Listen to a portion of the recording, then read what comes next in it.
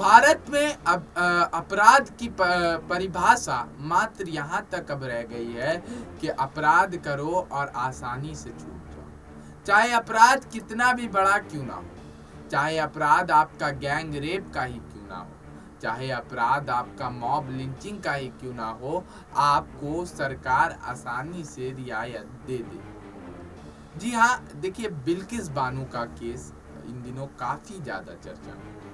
दरअसल 2002 में 11 आरोपियों ने बिल्किस बानो के साथ गैंगरेप किया था और उनके परिवार के 7 सदस्यों की हत्या कर दी थी, जिसके बाद 11 आरोपियों को वहां पर सजा सुनाई गई, उम्र कैद की सजा सुनाई गई। लेकिन अब क्या है कि उन्हें अब लगभग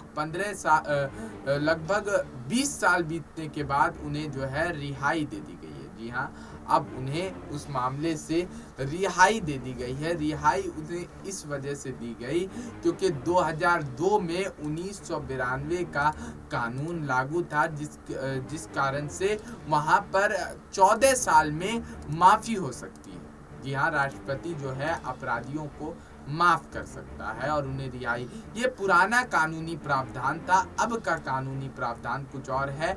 लेकिन कोर्ट में ये तथ्य रख कर के, क्योंकि ये मामला 2002 का है, इस वजह से उनको 2002 के जो कानून थे उस पर कार्रवाई होनी चाहिए।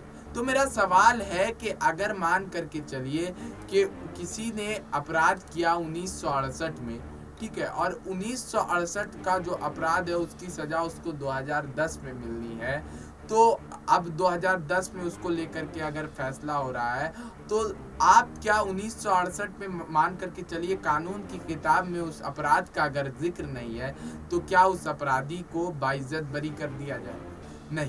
नहीं किया जाएगा, क्योंकि ये सच्चाई है। लेकिन बिल्किस बानो के अपराधियों को वहां पर रिहा कर दिया गया। जी हाँ, पुराने कानून प्रावधानों को लागू कर वहां पर रिहा कर दिया गया। राजनीति काफी ज्यादा गर्म हो गई। कांग्रेस के 3 विधायकों ने राष्ट्रपति को पत्र लिख दिया। लेकिन अब जो है मुस्लिमों का देवता कहे जाने वाले असदुद्दीन ओवैसी भी इस मामले में सामने आ गए हैं। जी हाँ, असदुद्दीन ओवैसी ने अपना बयान दिया है, मोदी और शाह को जो है यहाँ पर चेताने का काम किया है। उन्होंने कहा कि आप प्रधानमंत्री किसी एक समुदाय के नहीं हैं, आप पूरे भारत के प्रधानमंत्री हैं।